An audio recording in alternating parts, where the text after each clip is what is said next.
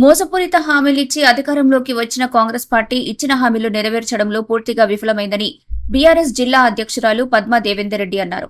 మెదక్ జిల్లా వెల్దుర్తి మండల కేంద్రంలో సోమవారం ఎమ్మెల్యే సునీత లక్ష్మారెడ్డితో కలిసి బీఆర్ఎస్ ముఖ్య కార్యకర్తల సమావేశం నిర్వహించారు. ఈ సందర్భంగా ఏర్పాటు చేసిన మీడియా సమావేశంలో వారు మాట్లాడుతూ తెలంగాణ ప్రభుత్వం రైతులకిచ్చిన హామీలు నెరవేర్చడంలో విఫలమైందన్నారు. రుణమాఫీ 40% మాత్రమే చేశారని, రైతు భరోసా డబ్బులు కూడా 2 విడతలు పంపిణీ చేయలేదని మండిపడ్డారు. వర్షాలు లేక రైతులు ఇబ్బంది పడుతున్నా కాళేశ్వరం నీటిని విడుదల చేయలేదని, తద్వారా రైతులు తీవ్ర ఇబ్బందులు ఎదుర్కొంటున్నారని ఆగ్రహం వ్యక్తం చేశారు. ప్రజలకు ఇచ్చిన హామీలు నెరవేర్చే వరకు ప్రభుత్వంపై పోరాటం చేస్తామని హెచ్చరించారు. ఈ కార్యక్రమంలో మాజీ ఎమ్మెల్సీ షేరి సుభాష్ రెడ్డి, కంటారెడ్డి తిరుపతి రెడ్డి తదితరులు పాల్గొన్నారు. అన్ని వర్గాల సపోర్ట్తోని 420 హామీలతోని 6 గ్యారంటీలతోని ప్రజలను మోసం చేసి గద్దెనెక్కింది రేవంత్ రెడ్డి గారు. అదేవిధంగా వాళ్ళ మంత్రులకు ముఖ్యమంత్రికి శృతి లేదు. గతిలేంది ఏదైనా చేయవచ్చని కానీ శృతి లేనిది మరి అక్కడ పరిపాలన పొసగదు పోతుంది.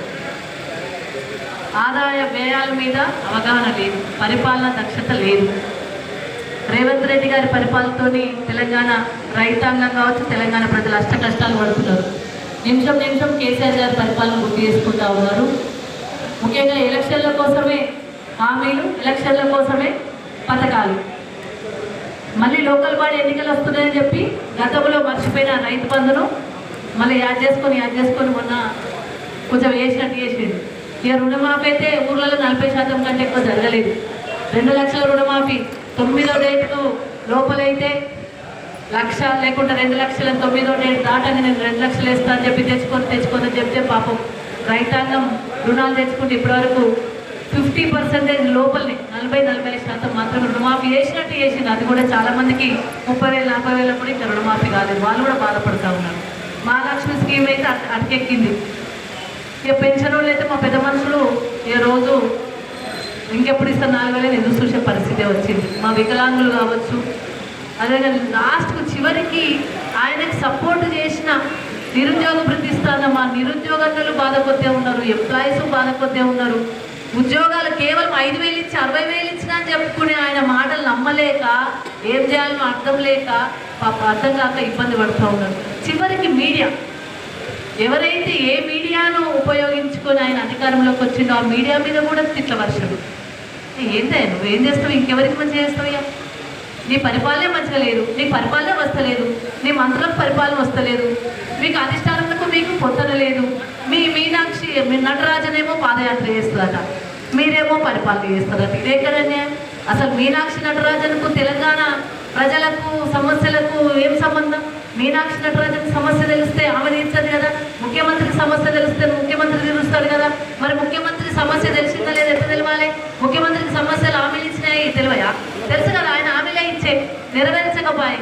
అందుకని అంటే అధిష్టానానికి ఈయనకు కూడా పొందుతలేదు అనేది మీనాక్షి నటరాజన్ పాదయాత్ర ద్వారా తెలిసిపోతుంది. అదొకటి. అందుకే మరి ముఖ్యంగా మరి మెదక్ జిల్లాలో ఇంకొక అన్యాయం.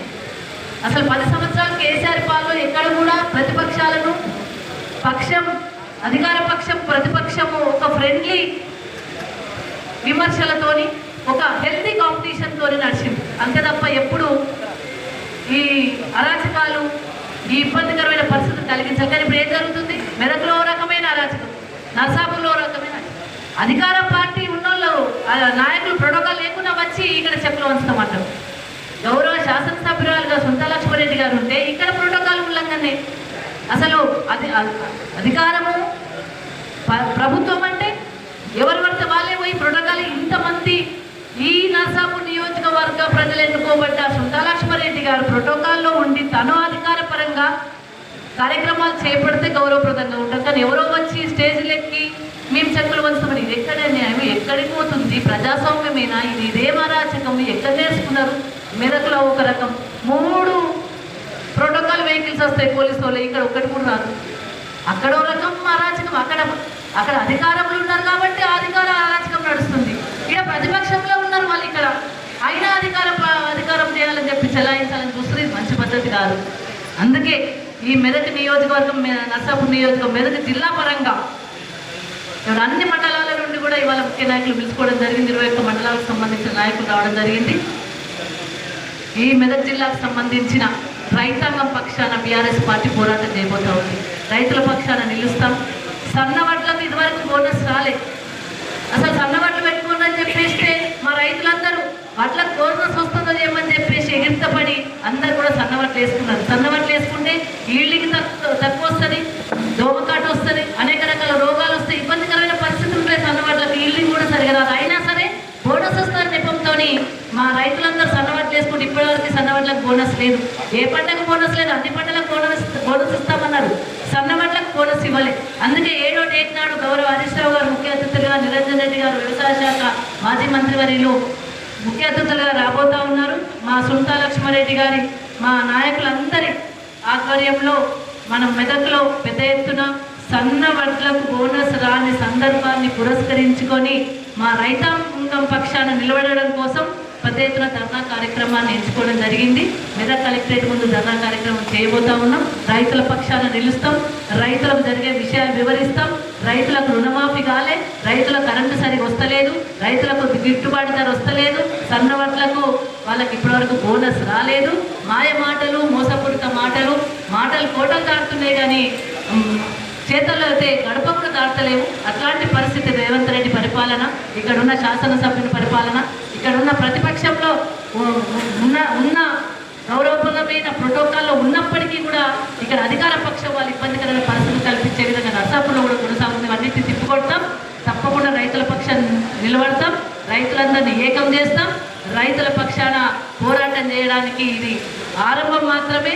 ఈ ఆరంభంతోనే సన్నవడ్లకు బోనస్ రాని సందర్భాన్ని పురస్కరించుకొని రైతుల పక్షాన 7వ డేట్ నాడు టీఆర్ఎస్ పార్టీ ఉన్నప్పుడు కేసీఆర్ గారి నాయకత్వంలో మన మల్లన్న సాగర్ నుంచి కొండపోచమ్మ నుంచి హల్దీబాగుకు నీళ్ళు వదిలితే చెక్కాలన్నీ నిండి రైతులు వ్యవసాయం చేసుకున్నాం. ఒక గుంట భూమి కూడా ఎండిపోకుండా ఆ రోజు కేసీఆర్ గారు రైతుల పంటలు కాపాడితే ఈరోజు ఇంకా నీళ్ళు వదలట్లేదు. కాబట్టి కలెక్టర్ గారి దృష్టికి తీసుకొచ్చినా కూడా మరి నీళ్ళు వదలకుండా రైతుల పంటలు ఎండిపోయే విధంగా కరెంటు సరిగ్గా ఇయ్యక ఇబ్బంది పెడుతున్న యూరియాలు, మరి అదేవిధంగా కాంప్లెక్స్ సరిగ్గా ఇయ్యక ఇబ్బంది పెడుతున్నటువంటి రైతులకు పక్షాన మేమందరం కూడా బీఆర్ఎస్ పార్టీ ఆధ్వర్యంలో మరి 7th ధర్నా కార్యక్రమం కూడా నిర్వహిస్తాం. రైతులు జిల్లాకు సంబంధించిన రైతులందరూ కూడా పెద్ద ఎత్తున రావాలని చెప్పేసి కూడా విజ్ఞప్తి చేస్తూ మరి ఈరోజు ఏంటంటే కాంగ్రెస్ పార్టీ మోసపూరితమైనటువంటి మాటలు ఆ రోజు కామారెడ్డిలో 42% రిజర్వేషన్ ఇస్తామని చెప్పి మరి ఆ రోజు మరి వాళ్ళకి తెలియదా ఈ రోజు మేము గెలిస్తే ఇక్కడ రాష్ట్రంలో కేంద్రంలో చేయాలని చెప్పేసి ఆలోచన వాళ్ళకి లేదా?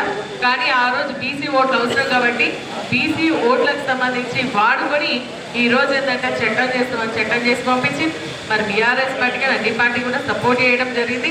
కానీ ఈ రోజు ఏంటంటే మళ్ళీ ఆర్డినెన్స్ తీసుకొస్తామని చెప్పేసి దాన్ని పక్కకు పడేయడం జరిగింది.